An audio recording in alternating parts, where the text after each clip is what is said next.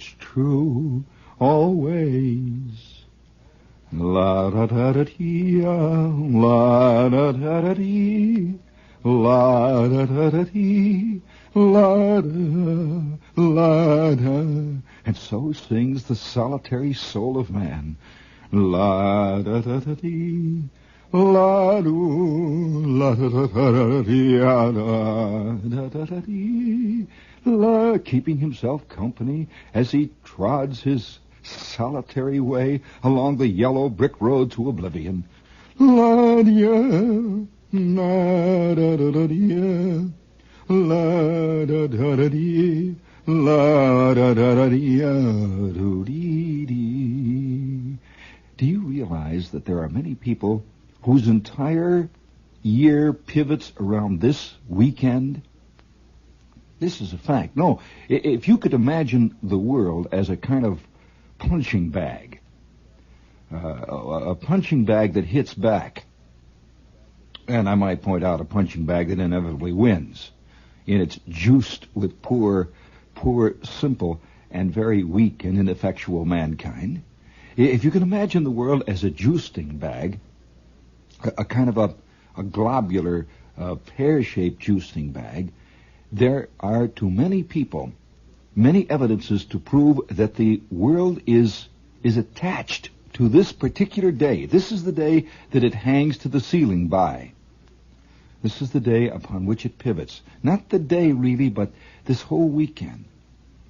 For example, there was, well, the boss here, before he left Friday, looked into my poor old rubble-filled office and said, "This is, I understand, a mystical weekend for you." Well, what I mean is that this is the epitome of summer. That after July 4th, it's all downhill. I mean, isn't it sad when you think about it that I'm walking along Fifth Avenue and I go into a store and I say, well, I want a bathing suit.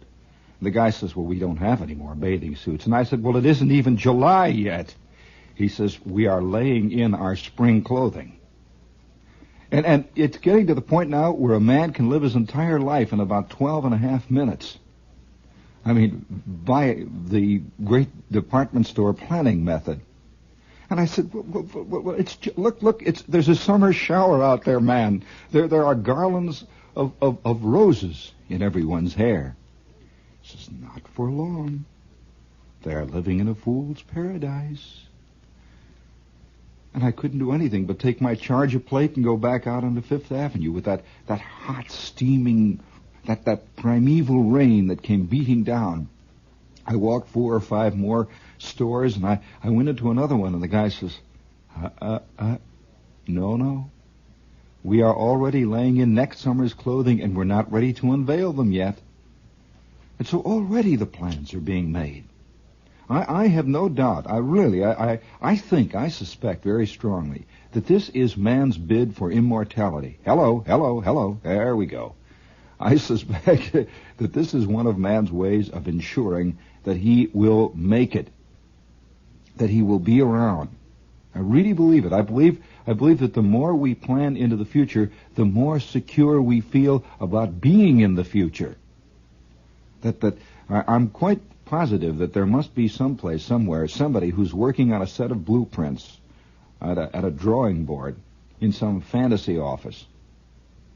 A drawing board that is laying out some plans for the year 2000, and they're seriously working on it.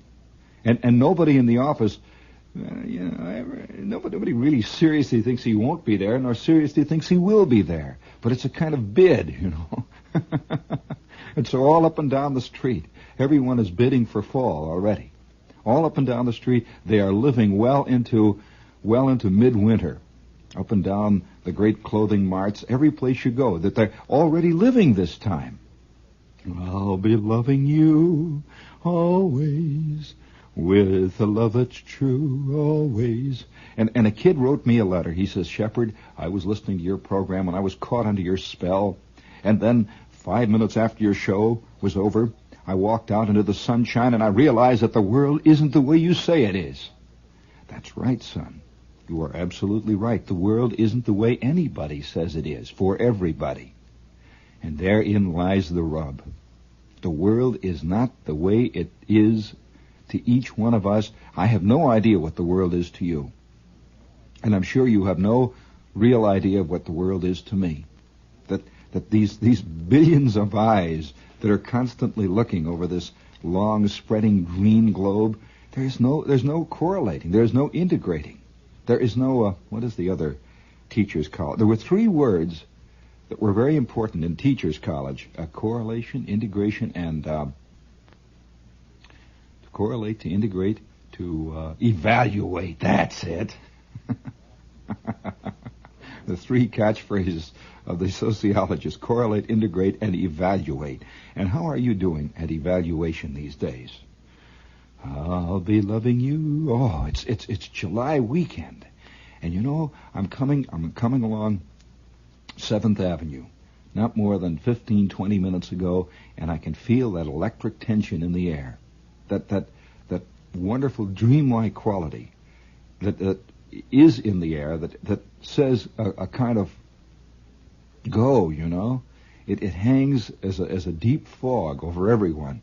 And some walk right through it and never know that it's there. Others just breathe it in and breathe it out, just in and out, in and out. But it's always there. You know, speaking of always there, last night I was near a TV set and I was watching an old movie on the late movie. I mean the real late movies. And it was a movie of World War II starring Wallace Beery. Did you see that? Well, did you also see the changing attitudes? The attitude. I wonder, here's what I wondered when I watched that picture. This picture was shot right in the middle of World War II. And it was shot about the Japanese War. It was about a sergeant who was a Marine sergeant in the Philippines.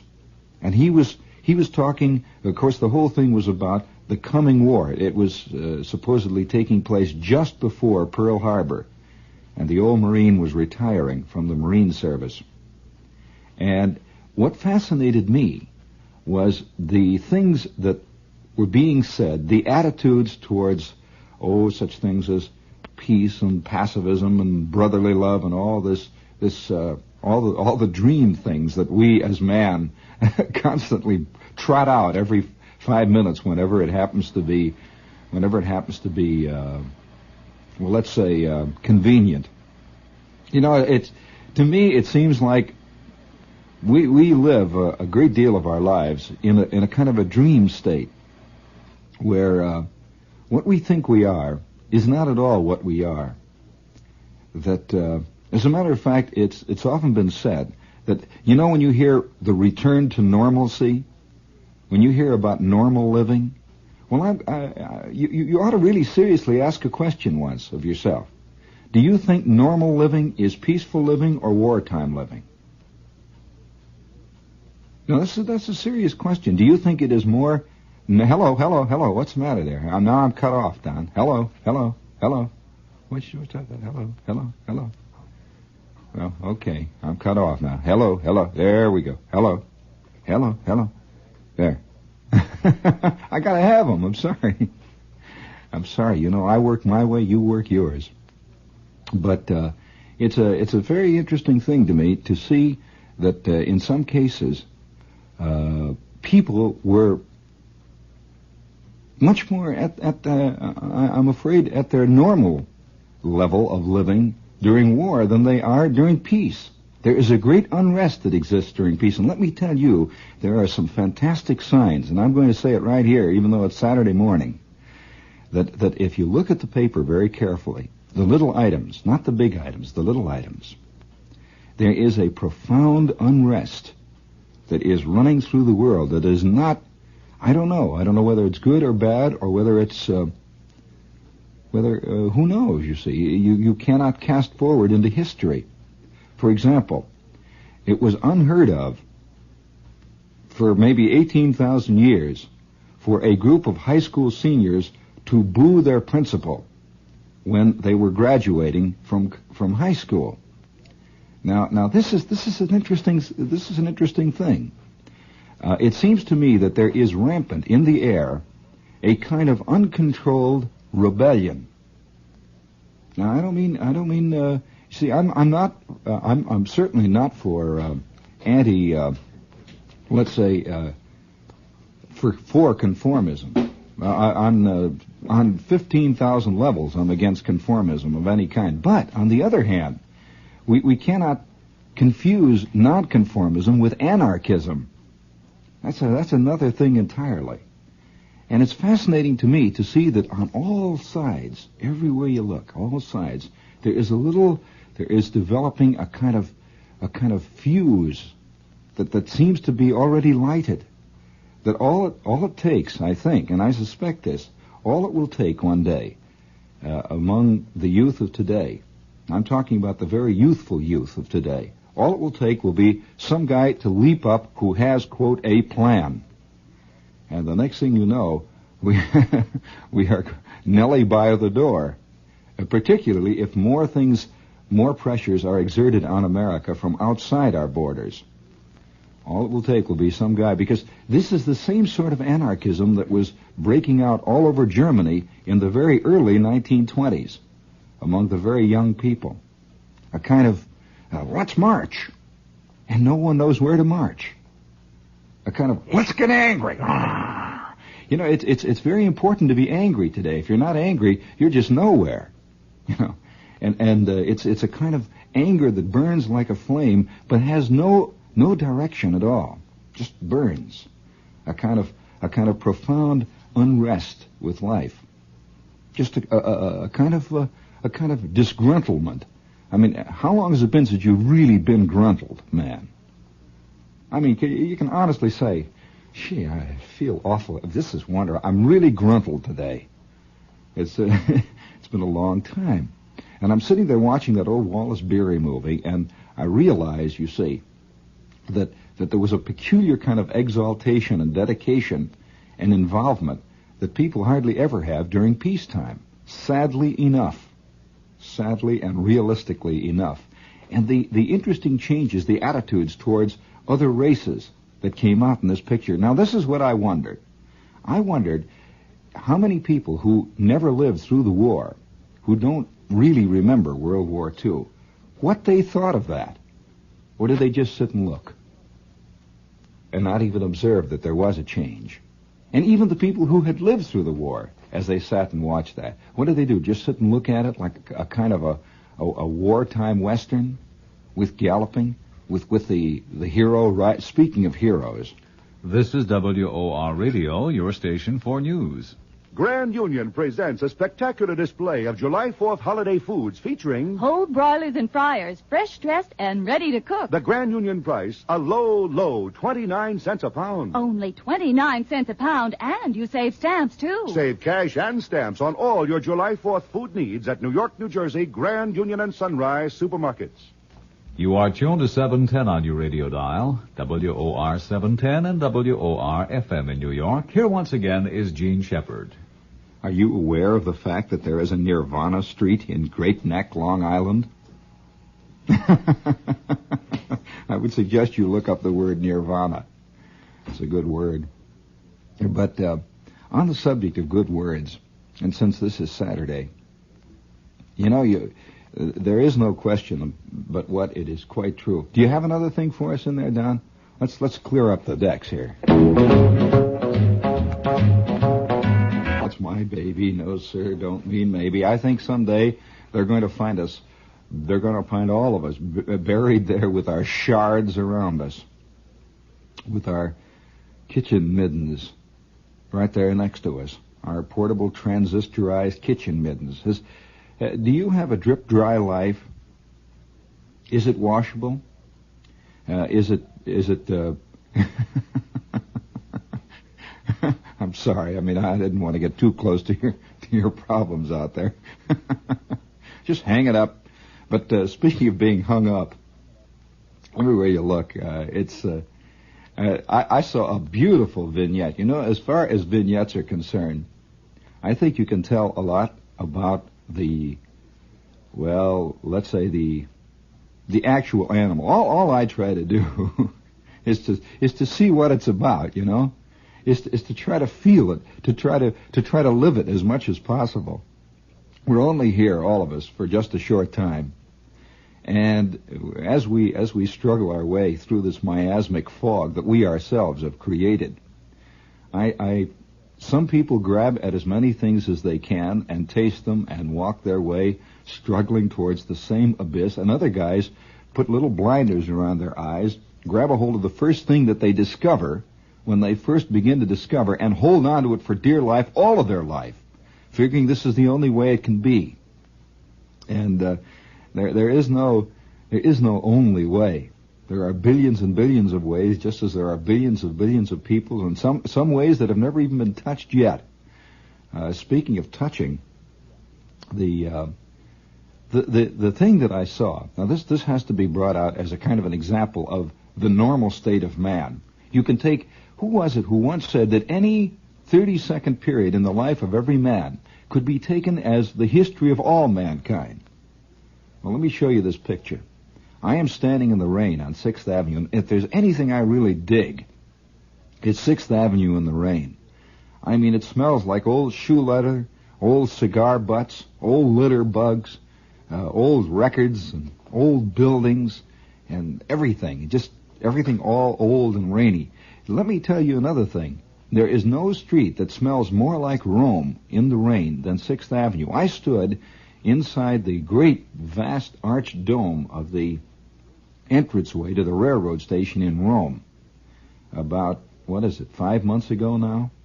I stood there, it was February or March, and I stood in the entranceway, and there was a driving rain just crashing down, a tremendous driving rain, and looking out over the trees. The trees are almost always green in Rome. I've never been in Rome when they weren't. And the old rain is coming down, and I'm standing there with about 5,000 Italians, and we're all jostling one against the other, waiting for the rain to cool off. And a crowd waiting for a rain to stop in Rome is exactly as a crowd waiting for a rain to stop in the doorways along 6th Avenue, and smells exactly alike. There is no difference at all.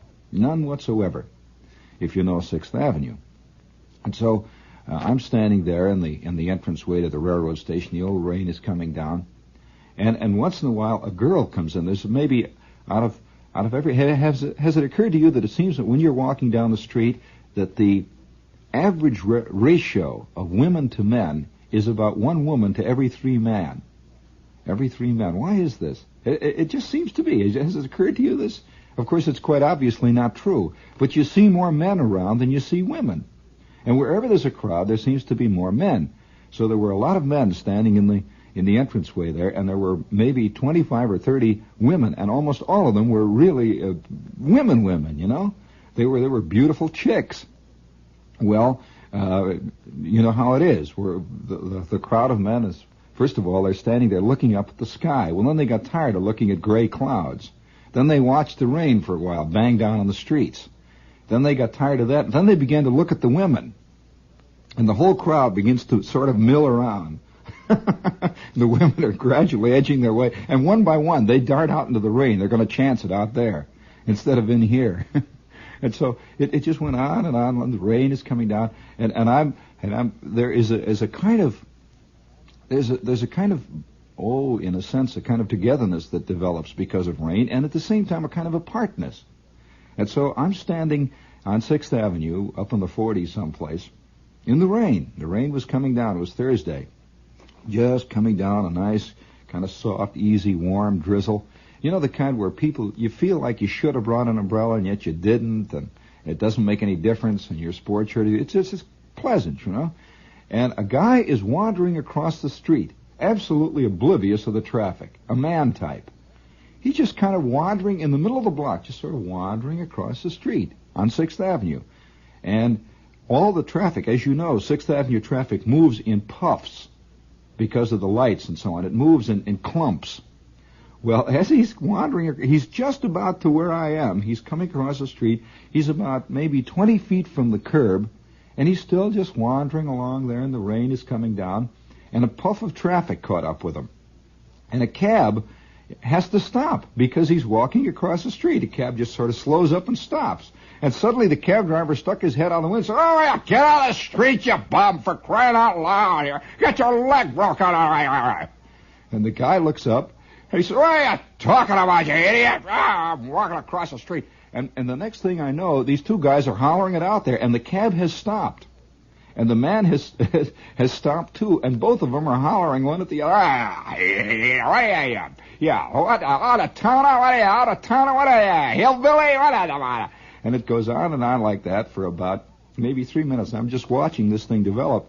And suddenly the guy who was walking across the street looks at his watch in the middle of hollering. He's, "Booyah, crummy cab driver."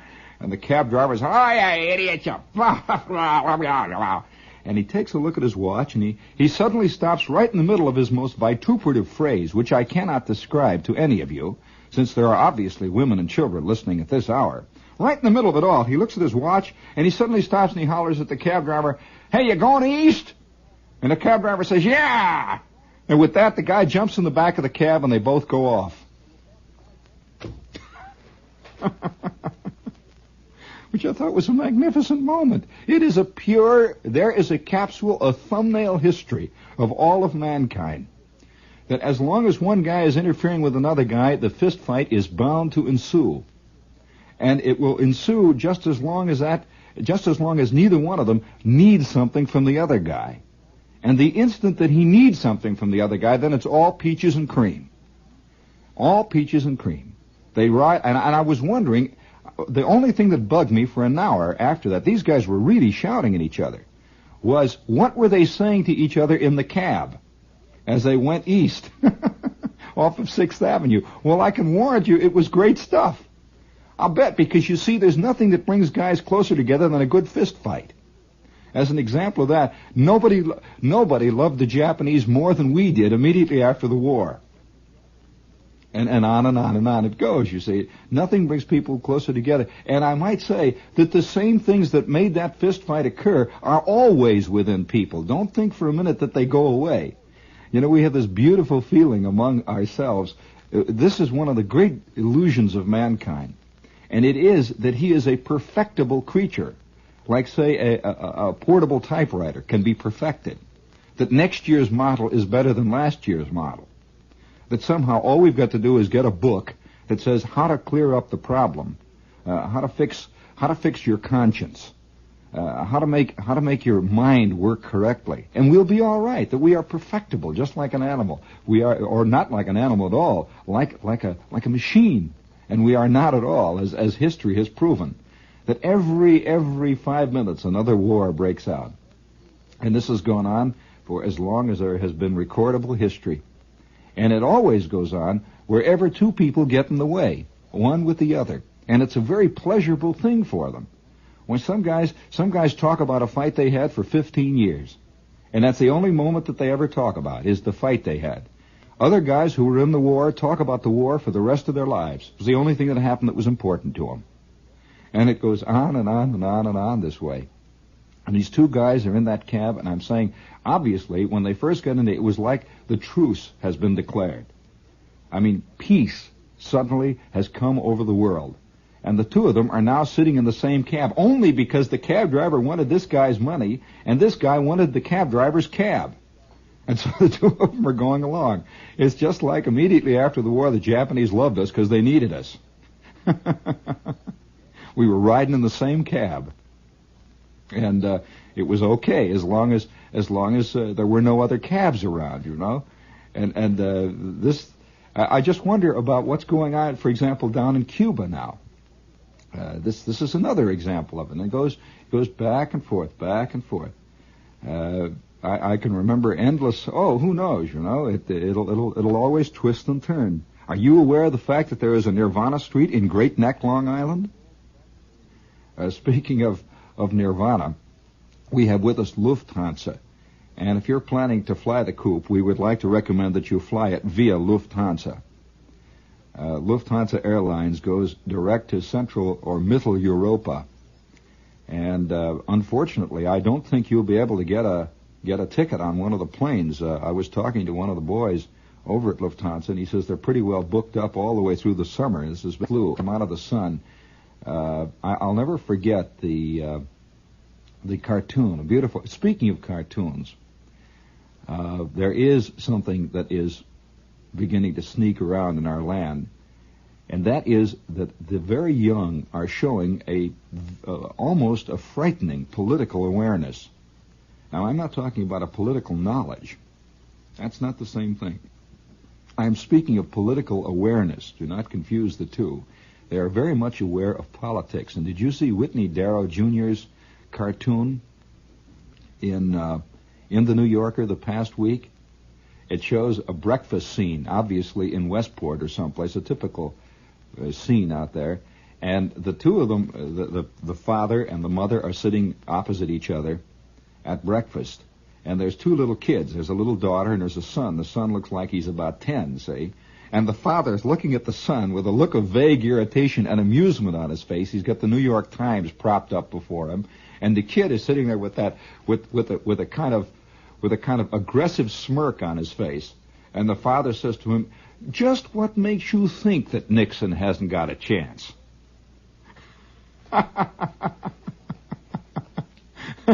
And let me tell you, I'll put $4 right down here on this desk that the kid knows more about it than the old man.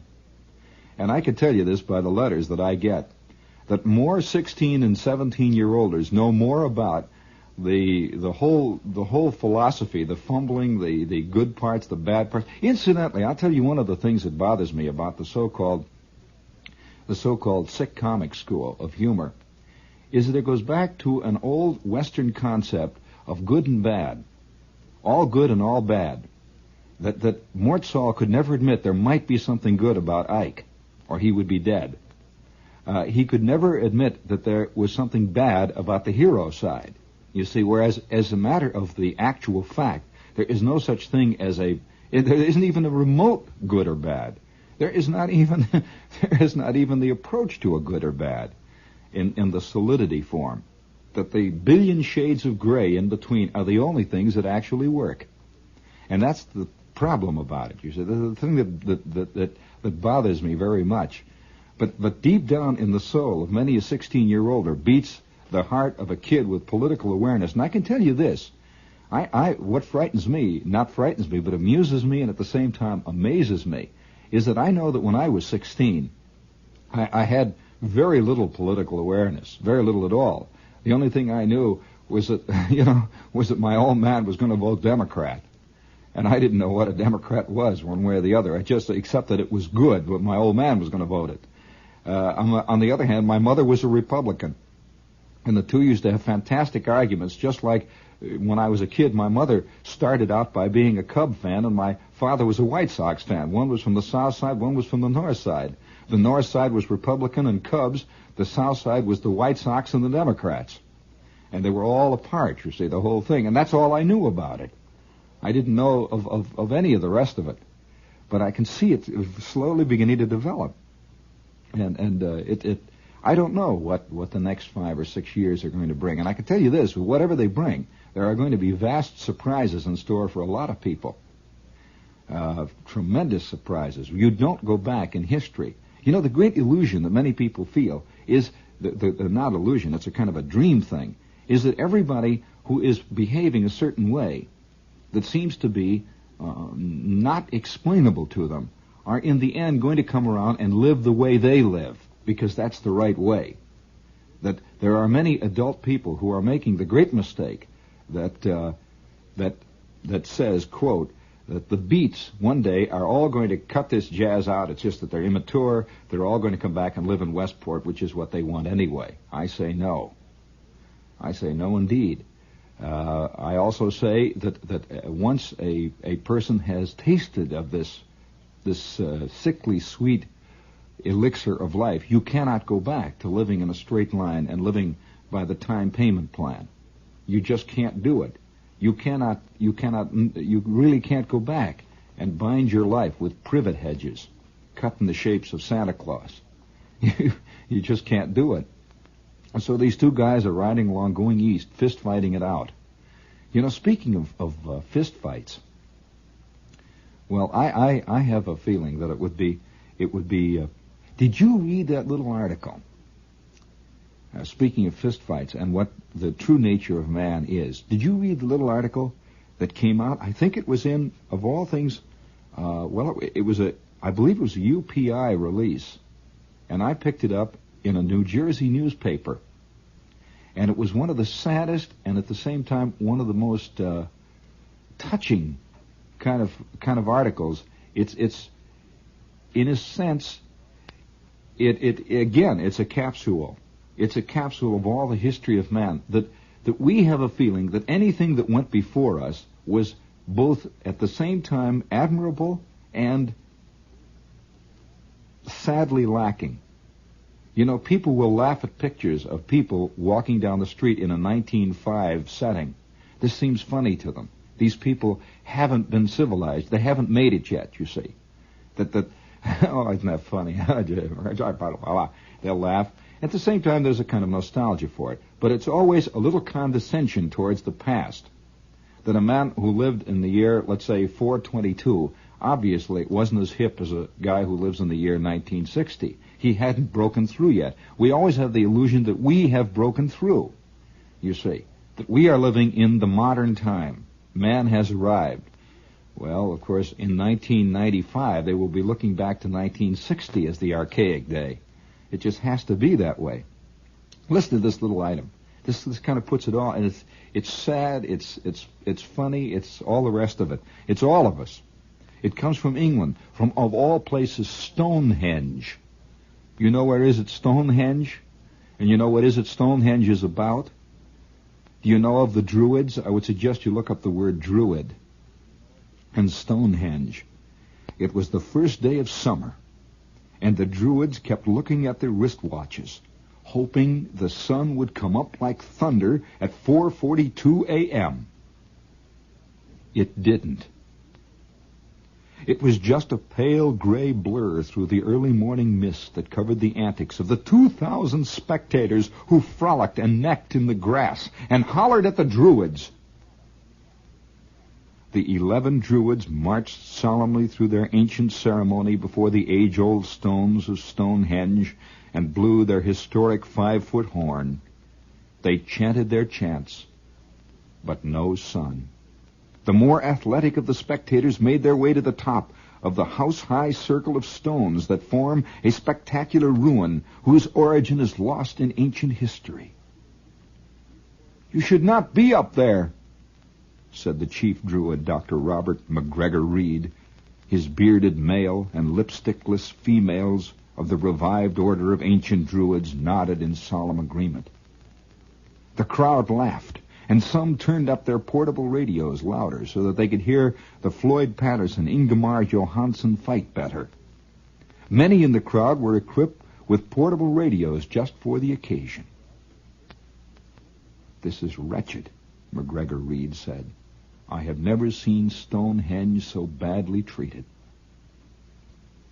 Isn't that sad? The last of the Druids come to celebrate their ancient, serious, solemn, religious rites. Remember, that's religious.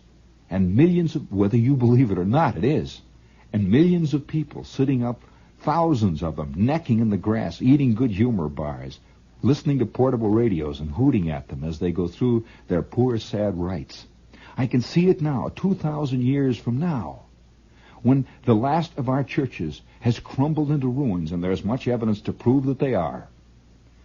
And I mean in the real sense. I'm not talking about in the sense of there is more action today. That doesn't mean anything. Oh no. 2,000 years from now, when the last of the great Christian religionists go into their poor churches, and thousands of people stand around with their portable television sets watching the latest takeoff Flight for Mars, and cheer and hoot and holler and eat their electronic good humor bars as they watch. It's much the same, you grab a hold of it like an old softball, and you can throw it fast, underhanded swish. Yes, time and tide, o e pluribus unum in hoc agricula conc in est spetul lauc. Time, O, passeth in thy wounding, tearing way. Pause but a moment, and weep o'er me. So quoth, so speaks the tiny man. Sit up straight out there, will you? I could see somebody sitting in the beach there at Jones Beach. You know, he's lying there on his cot, and the sun is looking weakly down. Oh, incidentally, this is another form of Druidism, I might point out. This great drive towards outdoor living, the alfresco life that we're driving toward. Just another form of it. Hey, listen, speaking of this, there is no question but what we are a tiny embattled minority here. There's no question about it that 97.999% of all portable radios tuned in today, all automobile radios tuned in, are either listening to the beginnings of a ball game, or they're listening to the sound of rock and roll, or they're listening to somebody playing a Bach quartet. Hardly anyone is listening to the mind of man in all of its inanity, all of its silliness, all of its idiocy, all of its trappedness, all of its wonder, all of its glory, all of its poor, sad pitchedness into the dark sea of oblivion. Hardly anyone. I'll tell you what, let's do something right now. I've been saving up for this. This is now July 3rd. Tomorrow is the big day, you see. Is it 3rd or the 4th? This is the 2nd. All right, this is the 4th of July weekend. Nevertheless, it's all one big package. It's a single ball of wax. And all of the city has moved out. There are just a few of us trapped here in town. Not trapped at all, but because we want to be. I want to be here during this fiasco. And those of you out there, way out there in the darkness, you feel just, no matter how big the beach is, no matter how clean and windswept the beach houses are, no matter how windswept and eroded the chicks are in their new lastex bathing suits, the point is that we still have this sensation of fighting against the inevitable. There's no question about it. We are being inundated by a wave of creeping meatballism. Believe me, the size of which the world will never comprehend. It's creeping in on all sides. Have you read the latest editorials about Castro? Have you seen it? It's breaking out on all sides, everywhere you go. Who wants to drop by and shoot around the Gulf in the middle of it all? But it's slowly beginning to edge up. Now, I would like to do this. I want everybody. We've got to make contact, if but for a moment. I don't mean real contact, because real contact, in a way, always proves to be disappointing. I would like to suggest that wherever you are now, if you're on a beach, no matter where you are, if you're on a beach and you're listening to a portable radio, no matter where you are, if you're riding in a car, no matter where you are, take a white handkerchief or a white towel and wave it in the air. Just get up and wave it in the air, you know, and signal down the beach to the guy. You'll see another guy 4 miles down, wave, and you'll know that he's with you.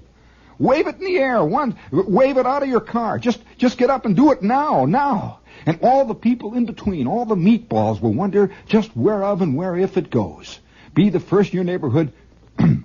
WOR Radio, your station for news. Here's 1 minute of quiet jazz with the compliments of Schafer Beer. Coming home for the holidays. How do you do, ladies and gentlemen? I'm James McCarthy, ready with up-to-the-minute reports from all over the world. Now the news. Well, America, after almost a full week without taking a vacation, President Eisenhower took advantage of a break in the weather today and played golf, while the Congress decided on the alternative, work. Plowing into a heavy schedule, the Senate, as well as the House, dug in its heels into what promised to be the last long and continuous session before recessing for the political conventions. The key measure facing consideration in both houses before they take a 5 or 6 week convention break is the bill to give Ike authority to crack down on Fidel Castro by cutting sugar imports from Cuba. There's a side note to this story. Before the Senate session began, Democratic leader Lyndon Johnson warned his fellow legislators to be prepared for one of the busiest and longest days of the congressional year. How late? At least until the wee hours of the morning. More news in a moment. Reach for your partner. Swing to the right when the music stops. Give her a light. L&M has found the secret that unlocks the flavor, unlocks the flavor, unlocks the flavor. L&M has found the secret that unlocks the flavor in a filter cigarette.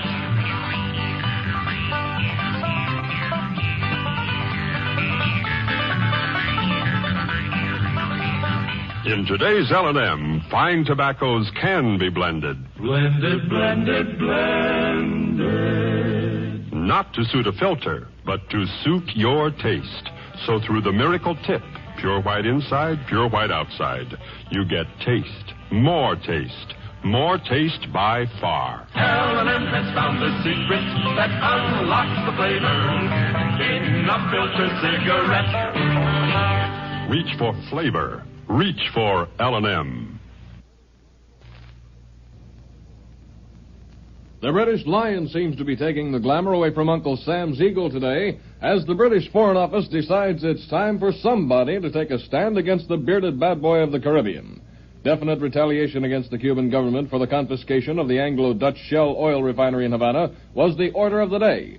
But they'd better make their move quick, according to our latest reports, as heard now from Robert Perez in Havana. There are increasing rumors in Havana that the Cuban government may sign a military defense treaty with the Soviet Union. This rumor is not believed too unlikely by veteran observers who point out that such a pact may give revolutionary leaders the needed moral support in their campaign to break American prestige in the hemisphere. Further, it is reminded that these same leaders have been grooming the people for an invasion by the United States ever since coming to power 18 months ago. Such a pact could be signed by any of several persons, including Raul Castro, presently touring behind the Iron Curtain. Or it could be signed by Fidel Castro himself when he visits Moscow in the near future. This is Robert Perez in Havana. And now back to James McCarthy in Washington. In other news, a vast air sea search is underway for that American reconnaissance plane missing on a photographic flight near Soviet territory. Air Force officials in Germany have issued the rather roundabout statement that it's highly unlikely that the plane entered the Soviet Union. Then they quickly added, of course, anything can happen. The plane's last reported position was at a point between Norway's Spitsbergen Island and Russia's Kola Peninsula, which juts into the Arctic Ocean. All shipping in the area has been alerted to be on the lookout for 6 men, possibly floating in a dinghy. That's the news. James McCarthy reporting. Look high, look low. Only Pepsi. Here's 1 minute of quiet jazz with the compliments of Schafer Beer. I wish you had one of those voices that's... Hello. There we go. Jim, just set that back. Hello. Just set it back there for a second. Just where he's talking there. Now hold it there. Just the guy, yeah, just the man. Hold it. You get that that's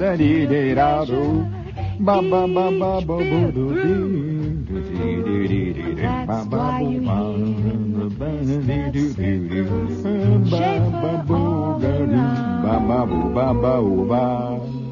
Hold it. Stop it. Hold it. Now just put your hand on it. There you go. Now listen.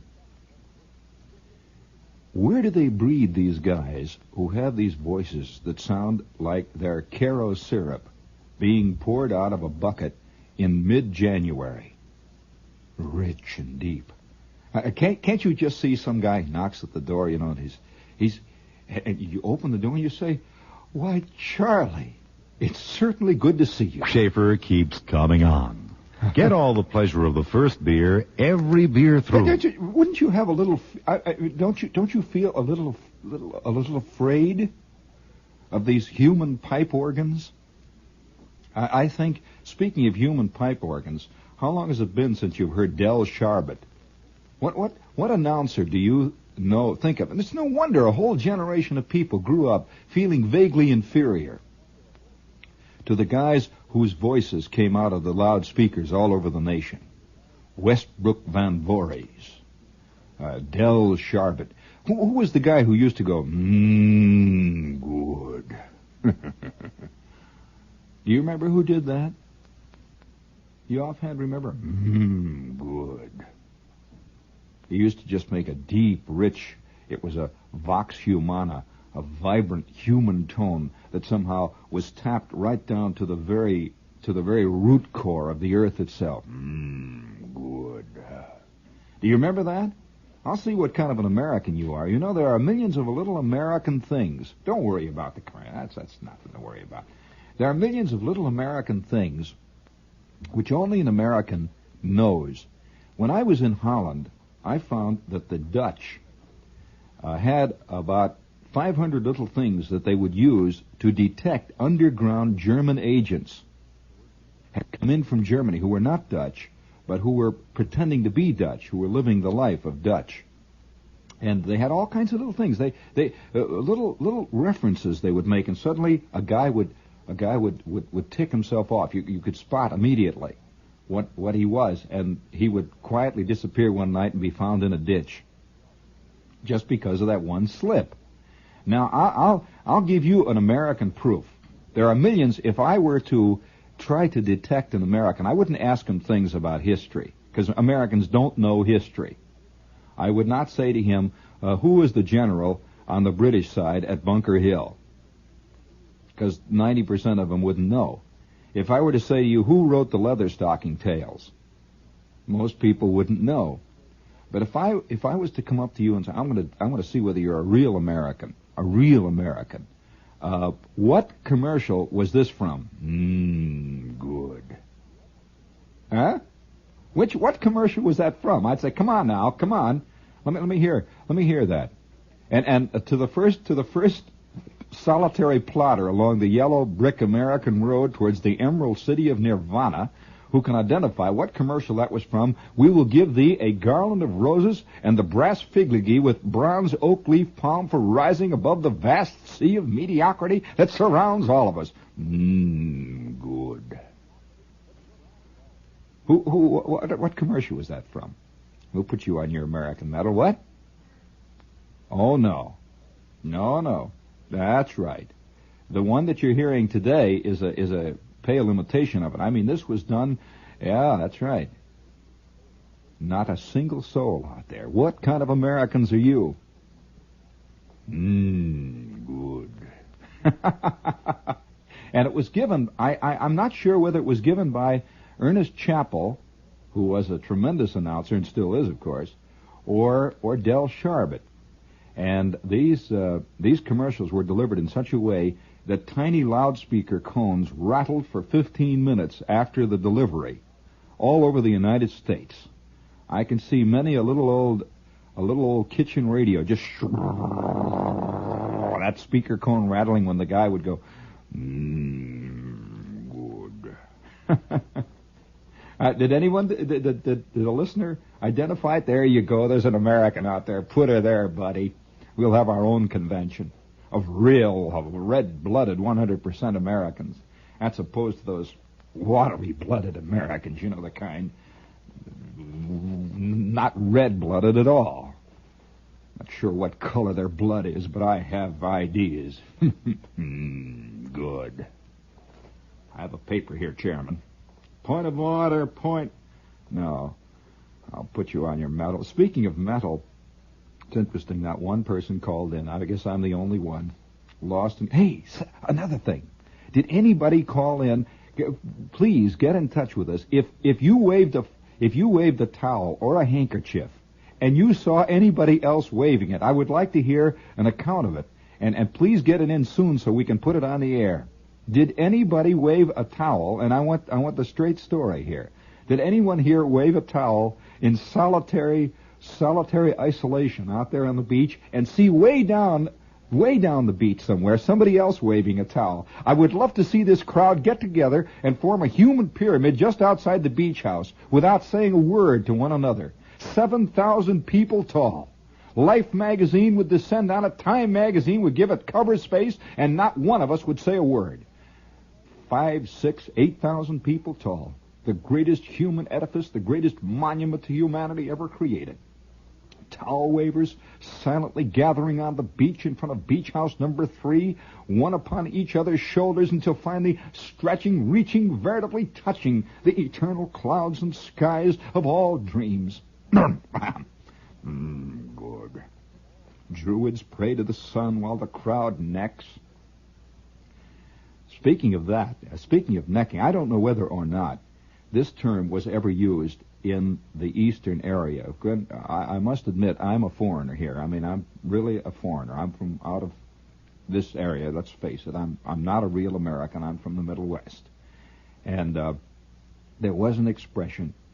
I'll never forget it. I'm coming into the kitchen one day, and my mother is standing there next to the sink in her orange rum-sprung chenille bathrobe with the dried egg on the lapel, and she's standing there and she's working the old Brillo pad, and the sink is making that funny noise, and she's looking out over the eternal backyards, the alleys, and the garages of all eternity.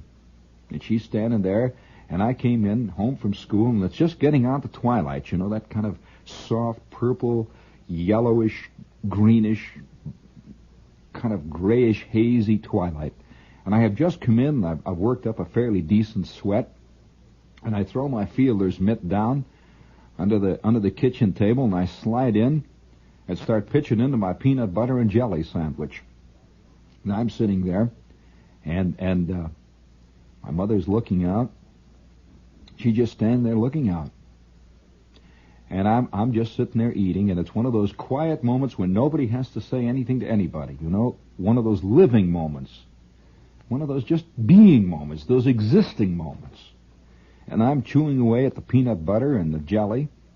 Incidentally, wouldn't you like to see a cookbook that had nothing but that kind of recipe in it? Peanut butter and jelly sandwiches. Hot dogs. Things, the little trivial food that most of us really grew up on, that people really live on. Hey, did anybody see anybody else waving a towel? Not a single... it's quite obvious that there were no towel wavers out there. Come on, get up on your feet and wave that towel, man. Let them know that you're here.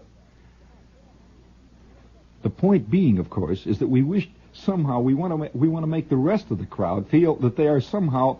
that there is something that they do not understand. You know, the trouble with the baseball, rock and roll, TV crowd is that they honestly feel that they have their world completely mapped out, which they don't, of course.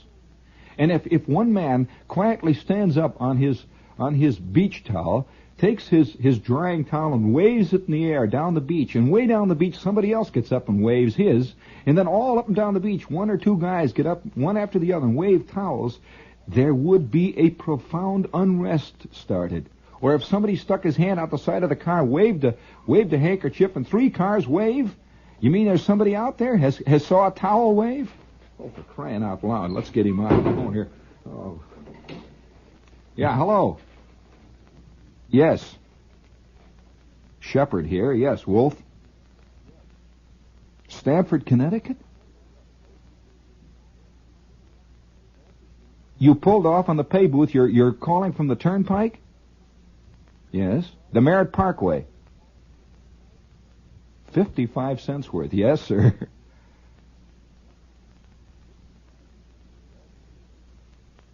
What happened?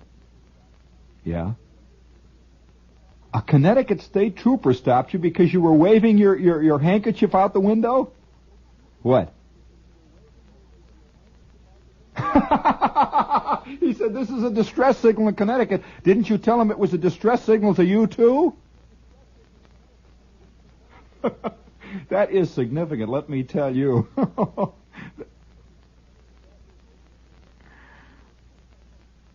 You just sat there with egg on your face. You told him you had a wet handkerchief.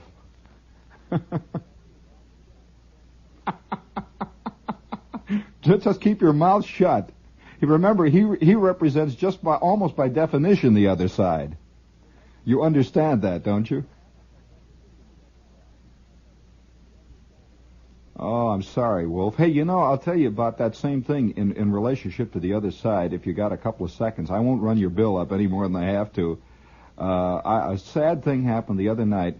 There were 3 Italian street singers who were not cadging alms, but who were singing beautifully and softly just off of Washington Square down in the village, lending a little bit of color to our otherwise profoundly colorless city. And people were really enjoying it. They were just singing, and very, very well. I heard them. They were beautiful. When suddenly a cop came up, pinched all three of them, and marched them off. Mull that over. You were let off with a warning. No handkerchief waving on Saturday. Good luck, man.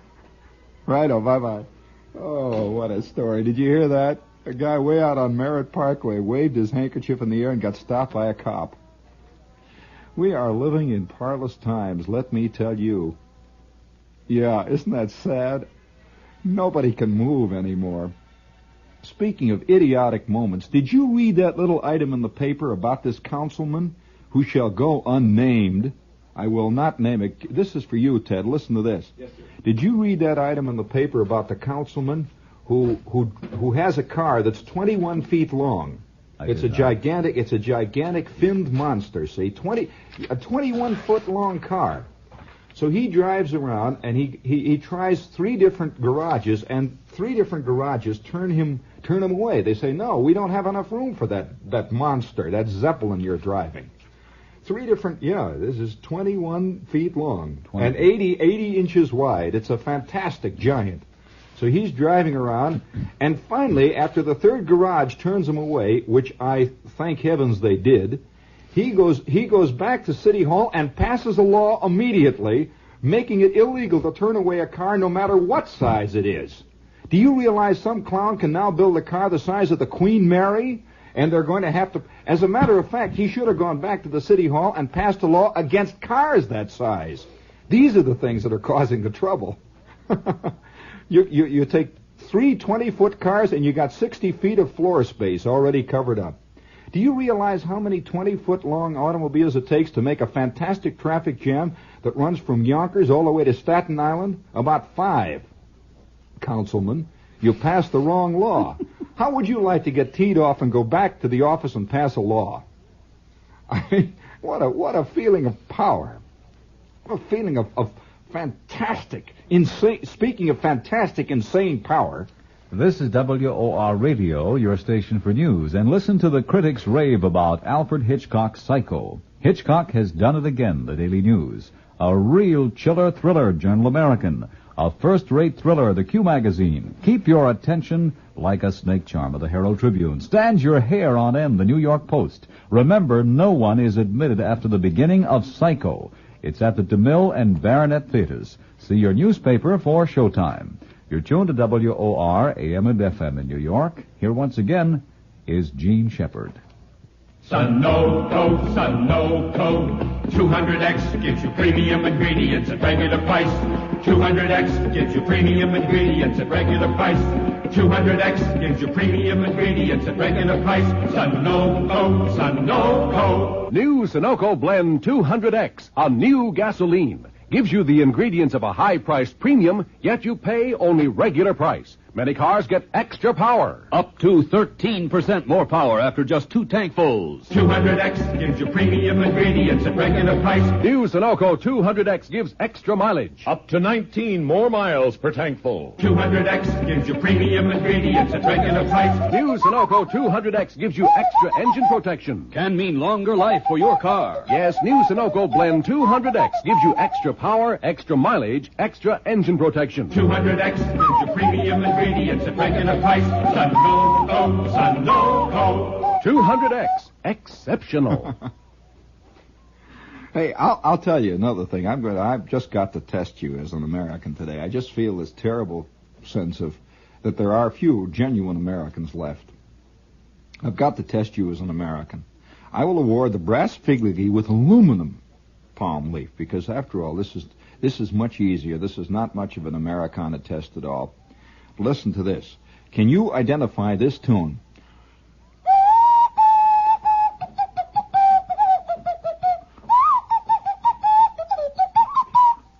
Can you identify that tune? Now listen. Now don't look away.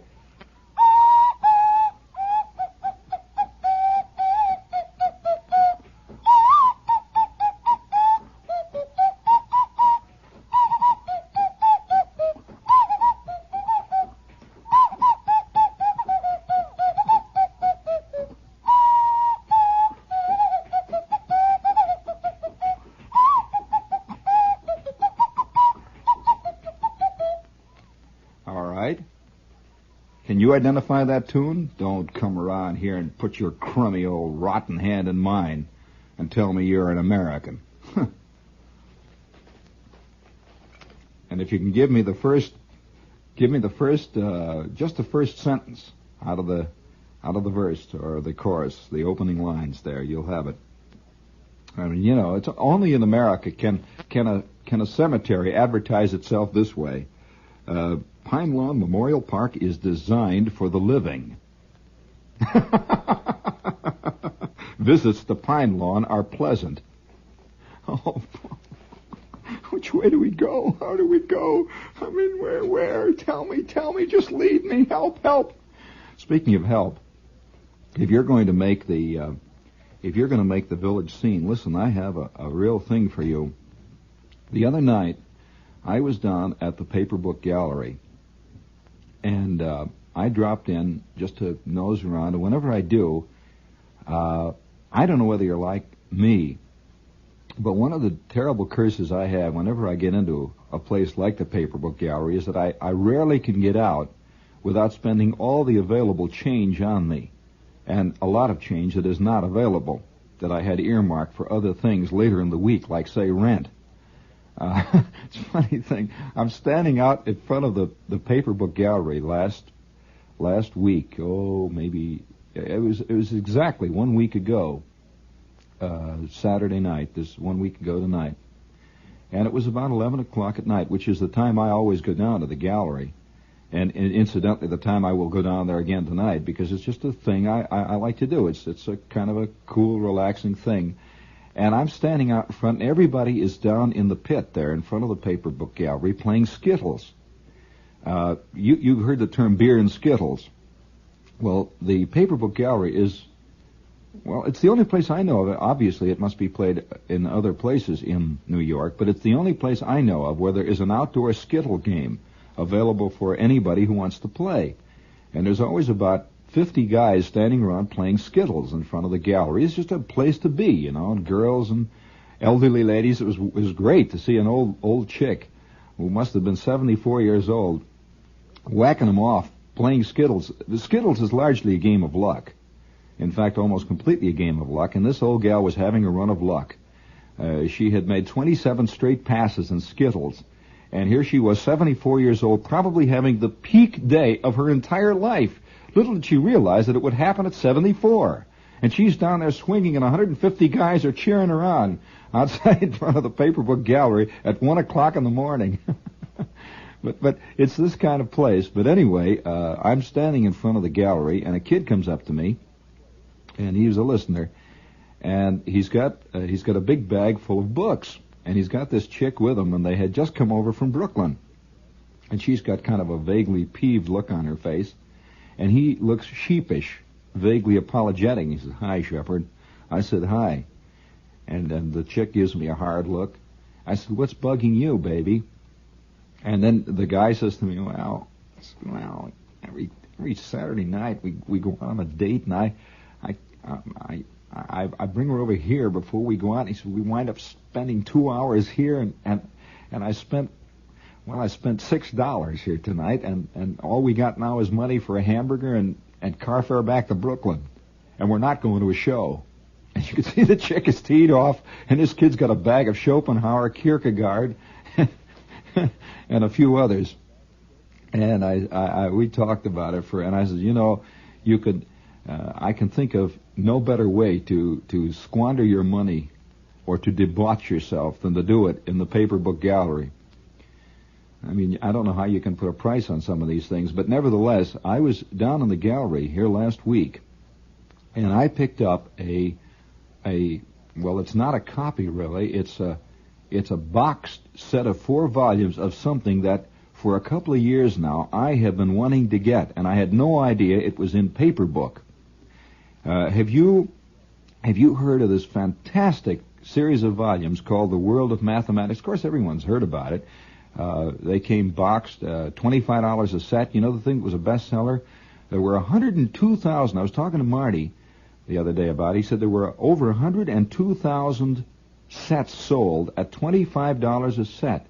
And it has just come out in paper book boxed and makes a tremendous gift. really, to me, this is one thing that I've wanted this thing for a long time, and I saw it on the shelves down at the paper book gallery, and I had no idea that they were out in paper book, all in a neat little box, all 4 volumes, and complete. There's nothing been cut, and beautifully done, beautifully bound. And I said to Marty, I says, why isn't this the talk out? He says, well, it hasn't been published yet. This is a pre-publication test of the world of mathematics in paper book. Now, this is the same thing that cost $25. And when it comes out as a regular publication, which will be in a couple of months, something like 6 to 8 weeks, it will cost $3 more than they're charging for it now down in the paper book gallery. It was kind of a test to see whether people would buy it in paper book. And he said they sold over 100 sets in 2 days. They have just 75 sets. I called them last night about it. They have just 75 sets left. Plunk. And that's it. Until it comes out as a regular publication thing, it'll cost more. But it is a wonderful thing to have. And if you're going down to the paper book gallery, you better pick it up fast, because even if it's just to pick up a pre-season Christmas gift, this is it. It's the world of mathematics, and it's great reading, really. You don't have to, it's one of those things you don't have to talk about. It's interesting. The man who did this, a man by the name of Newhall, spent, Newman, right? That's his name, Newman. Spent something like 10 or 12 years putting this thing together as a scholarly work. He had no idea that it would turn out to be a bestseller. You know the story of it? They quietly put this thing on the market a couple of years ago, and it became a top nonfiction bestseller and established publishing history. Nothing had ever happened like this before. At $25 a set. And of course now it's out in paper book, and there will be thousands more sold, but they'll all be sold at a higher price than they're selling it down in the gallery. It comes in a beautiful little box, all 4 volumes, and is really worth having.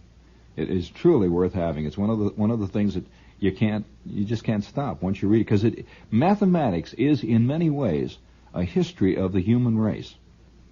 Well, all the abstractions that we have developed, whether they be theology, whether they be philosophy or mathematics, all these things which are part of the mind, the world of the mind of man, represent in the most profound way the true history of mankind. And I think this is the reason for the great fascination that this series of volumes has for people once they pick it up and start reading it. But this is the world of mathematics, and if you're going down to the gallery this weekend, be sure to look at them, because they won't be there more than a couple of days. And by the way, there are 2 paper book galleries, one on Sheridan Square. This is the one I usually go down to with the Skittles and all. It's on Sheridan Square, right across from Nick's, directly kitty corner across from Nick's, over on the west side of Sheridan Square. And just where 10th Street hits 7th Avenue South, and they're open until 2 this morning. So if you're looking for a place to go after the theater, and it'll be comparatively peaceful tonight because most of the New Yorkers are out of town. And you'll also find another paper book gallery over on 3rd Street. And incidentally, that gallery is just 2 doors away from what I consider to be one of the really fine restaurants in New York, and that's Yin and Yang. I took a couple of Oriental food experts down there a couple of days ago, and both of them agreed that it's one of the better Oriental restaurants in America. As a matter of fact, Gourmet Magazine, in a review a few months back, pointed this restaurant out as one of the 5 best Oriental restaurants in the United States. It's Yin and Yang, which is at 82 West 3rd Street, and they are open until 1 o'clock this morning, and it's almost impossible to find a good restaurant in New York open over the 4th of July weekend. Well, Yin and Yang they will open at noon tomorrow on Sunday, and they will be open until 10 or 11 o'clock Sunday night. They're open 7 days a week. They open at noon, and they remain open usually till around 1 or 2 in the morning. They close an hour or so earlier on Sunday. This is Yin and Yang. Oh, hey, listen. It's at 82 West 3rd Street, and wear a coat when you go down there. And another thing, too, they have a good bar there. Hey, I was going to say something before I say anything else.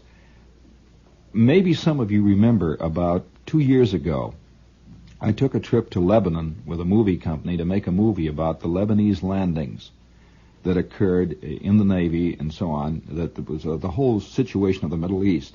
That if any of you are interested, does anyone have a TV guide with them? Well, my little movie will be on television on NBC tomorrow around 5 or 5:30. I'm not sure. If anybody has a TV guide, please look it up. The name of the movie is Summer Incident. I narrated the movie and was instrumental in writing it, along with Louis de Rochemont. It's a Louis de Rochemont production, and I'm very proud of this little movie.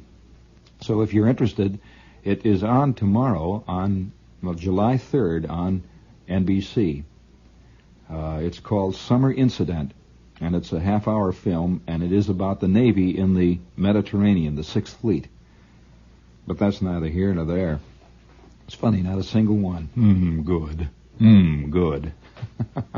While we're on the subject of the good and the quick and the halt, why you can, sometimes, and then you can't. I'm walking in and I'm sitting down and I'm eating the sandwich, and it was one of those living days, one of those existing moments. And I must finish the story because it has some bearing on the now. I'm sitting there, and my mother is looking out over the yards and over the world, over the eternal alleys and the eternal garages of all man's existence, and just standing there looking off into the twilight. And I'm sitting there knocking down my peanut butter and jelly sandwich, and my fielder's mitt is at my feet, when all of a sudden my mother turns kind of halfway, you see, and looks over into a dark corner back of the stove, and she says, "I'm getting to be an awful rubberneck." I said, "What, Ma?" She said, "I'm getting to be an awful rubberneck." I said, "What do you mean, Ma?" She said, "I just stand here and I'm just getting to be a rubberneck, that's all." And I had no answer. And she turned down the hot water and went back to the pots and began to work that old Brillo pad. And I remember the term. I remember my mother said she was a rubberneck. She was an observer of life. And she just was a looker. She's looking out over that window. She says, "I'm getting to be an awful rubberneck." And I am beginning to come around to the conclusion that I come by my rubberneck proclivities honestly. I am a rubberneck. I am a looker. Is there anybody out there, Jim, did they use that expression here in the East, a rubberneck? You mean this is an everywhere expression? Oh, come on now. A rubberneck? That's a beautiful expression. I mean, I can't think of a more descriptive expression to describe the act of just looking, rubberneck. You realize what that means, rubberneck? His whole neck is just going around, his rubber, he's just bouncing around and looking. A rubberneck. It's too bad they didn't use it here in the East. Really too bad, in a way. But if you let go of those paddles, sometimes it's going to lash back at you. Like today, I'm sitting in a bus. Now, I don't know whether you're a bus fan, but I love to ride buses. Yeah, they used to have rubberneck buses. I wish we had double-deck buses here now in New York. I remember one time when I was the very first time I was in New York, the very, very first time I was a kid. I was just a kid. And, of course, one of the things that everybody heard about out in the Midwest was the double-deck buses that they had in New York, the double-deck buses. And, yeah, I still say that we have lost a great deal of color. We have lost a great deal of the joy of living by, I don't know what it is we've done. And this is not a program devoted to nostalgia, and I am not an old man sitting around saying, wasn't it great? No, I don't say that. But I say that we forget about things sometimes that are good. We have lost good things. We, of course, have invented others that are good, too. There's no time really that's better than any time. But better than other times, I should have said. But some of these things I would like to see kept a little bit. Like, for example, a bus that has the top down, the rubberneck bus. And I'm a kid, and I remember riding up Fifth Avenue with my old man sitting on one side, my mother in the seat behind me, and sitting next to her is my brother and this son. And we're riding up Fifth Avenue. I could imagine nothing more pleasant than that. It would make the most gigantic traffic jam fun, believe me. Do you know that in Cincinnati, just a few years ago when I was in Cincinnati, this was in 1952 and 53, I don't know whether they still have it or not, but they have streetcars in Cincinnati, real streetcars that run on tracks. The real kind. This kind of streetcar, And they've got that big aerial that sticks up there and it runs on that electric wire, and at night it makes sparks, and when it's wet and when there's ice on it, it makes great big long blue arcs. And when it stops, you know the sound of a streetcar when it stops? And you sit there and the guy has turned the switch off, he's moved the great big old lever over to one side, and the streetcar's waiting for a light, and you're just sitting, and all of a sudden it goes underneath your feet, you know that feeling? And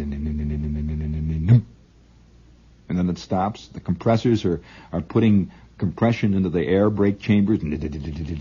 Well, in Cincinnati, they had, as recent, I don't know whether they still have it or not. It's not an old-time thing, so don't think I'm a horse-drawn type. Just a couple of years ago when I was there, every summer they would bring out 3 or 4 streetcars that were completely convertible, that did not have a top at all. Just great big open tubs with wicker seats, and you would get on the streetcar. It's a regular streetcar, You would get on the streetcar, you would pay your 10 cents or 15 cents or whatever it was, and ride all over town on the open streetcar. And they used to call them promenade streetcars. And you just get in, you'd ride, and the sun comes down and the breeze blows across you, and the big traffic jam, it doesn't make any difference. You just sit there. People would sit there, and they'd smoke their cigars, and they'd look out at the crowds.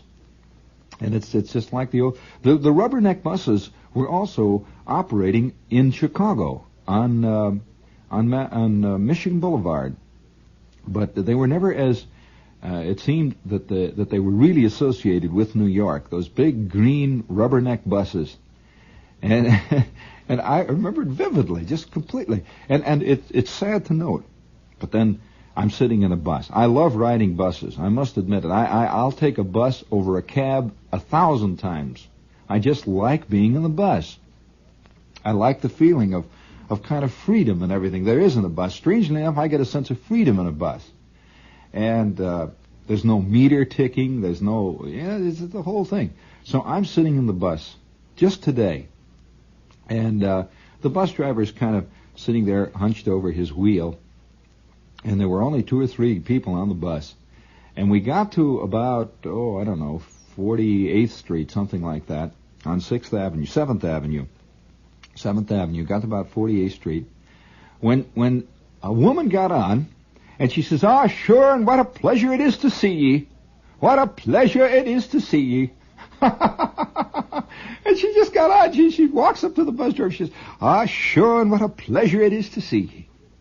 And the bus driver suddenly beamed all over the place. And he says, sure, it's a pleasure to see ye.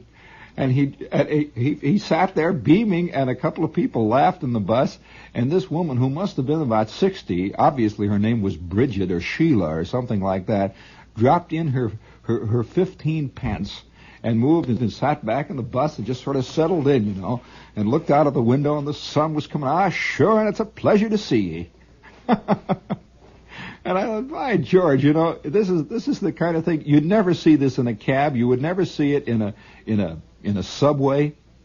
You'd hardly ever see it anywhere else. And every place I go, whenever I travel, when I go to Europe, even when I went to Beirut, every place I go, I try like mad to get on the public transportation, particularly the buses. There is nothing like a Roman streetcar, believe me. Nothing at all like it. And the way people act in buses and streetcars is very much an indication of their character. Americans are isolated in buses, often. They sit quietly. They don't want to catch each other's eye. They stare straight ahead, and there is a kind of a general sense of don't touch me, don't touch me now, don't you touch me. These are Americans. Americans are the least mixing of peoples that I know.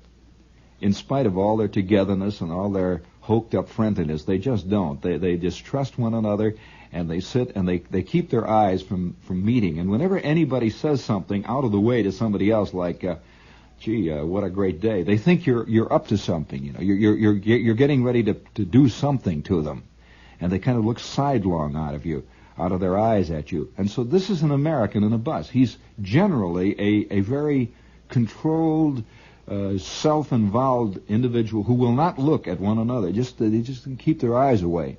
On the other hand, the Germans are an interesting crowd in a bus. You get in a German bus, and the Germans are vaguely affable in a bus, strangely enough. They are very much together in a bus, and they sit, and their streetcars, particularly in a town like Munich or Frankfurt, are beautiful, just absolutely spick and span, clean. Nobody drops any papers on the floor in a German or a Swiss streetcar. They're beautiful, just shiny and all wood and glass and lovely. And they sit there very quietly. And once in a while, the conductor will say, and they all leap up and they move quietly back and forth. It's as though if he suddenly were to shout, all out now, all out, every one of you out now, they would all, without question, get out and just leave. There is a sense of order in their buses that, in a way, is kind of frightening. But on the other hand, you get into a Roman bus, and there is a constant feeling that you are in the middle of an incipient riot. I mean, it is just about to begin, or you are in the middle of a crowd that has just had a riot. One or the other. Little fat ladies constantly using their elbows, and every little fat lady in Italy wears black. They all wear black, because somehow, almost by definition, little fat ladies and little thin, stringy ladies are widows in Italy. And they all wear black, and they all have elbows that have been sharpened to a fine point, and they know how to use them. Stringy, muscular shoulders, and they edge their way back and forth in the buses. They'll come right up to you, pow! They'll give it to you right in the kidney, pow, like that. And then you look at her, and she looks at you, and her big brown liquid eyes are just bubbling over. There's no anger in it, you know. It's just the way it's done. You're supposed to do the same thing. And there's just a constant moiling mass of people, all jammed in together. Guys carrying I'm sitting in a Roman bus here the last trip, and there was a guy 2 seats ahead of me carrying a gigantic stalk of bananas. Right behind him there was a guy with a great big bird cage with 2 big parrots in the cage. And the whole moiling mass, once in a while a parrot goes, wah, wah, wah. And the guy with the bananas pulls a banana off and quietly eats it and throws the peeling out on the street. By Georgia, I'm right home here. I'm right where the people are living. And there's a genuine sense of the life of all of it. And I had an instantaneous feeling of that this morning when I'm on the bus, and that Irish lady got in. She says, sure, what a pleasure it is to see ye. What a pleasure it is to see ye. And the bus driver sort of perked up. He didn't expect this, you know, because there's a constant warfare that goes on between people who serve people in New York and people who are served. And it's, believe me, there are no quarters given, no holes barred. And this bus driver sort of sat up like that. And for the whole trip, all the way down here to 40th Street, there was this sense. He stopped at 42nd Street. I don't know, I've never seen this happen in a bus. It was a sort of a holiday air that immediately started when this old gal made her opening gambit. What a pleasure it is to see ye. He stopped at 42nd Street, and this is right in the heart of where the fistfights begin with bus drivers and people. And there's always some clown who stands outside the bus with rimless glasses and begins to ask questions. How far downtown does this bus go? And he says, well, we go down to 3rd Street and Broadway. Well, is that past Houston Street? Is that right, Mabel? Houston Street? Is that past Houston Street? And the bus driver says, well, now there's 2 short blocks. You can walk 2 short blocks. There's a crosstown bus. Well, I thought it was a number 6 that went down there. Well, yes, that's right, but I'm a number so-and-so, and I go to... And this long, involved explanation, well, usually bus drivers say, all right, Mac, boom, bang goes the door, and away he goes. Well, this bus driver quietly put his foot out in the aisle and sat there, and we talked it over. And 2 or 3 passengers got in the act, and one of them says, well, look, it's only a block and a half. And the next thing I knew, the 2 people got on the bus and just quietly sat there, and we went our way. Ah, sure, and it's a pleasure to see. So don't give up, And then on the other hand, did you see the little item? The little item that says, a woman passenger became so incensed yesterday when a Lexington Avenue bus failed to stop at the corner where she wanted to get off that she whipped off one of her shoes and hit the bus driver with it twice, smartly, with a beautiful wrist action. You know that old lady angry sound, that turkey sound. It's a kind of barnyard sound. I have a feeling that as we get older, we get more and more closer and more involved with the real barnyard inner that is us. That women, when they get older, they become more and more like chickens and turkeys. Men, when they get older, they become more and more like hogs in their own way. And a kind of lumbering way. And until finally, as man reaches a certain stage in his life, he is indistinguishable from the denizens of the corral.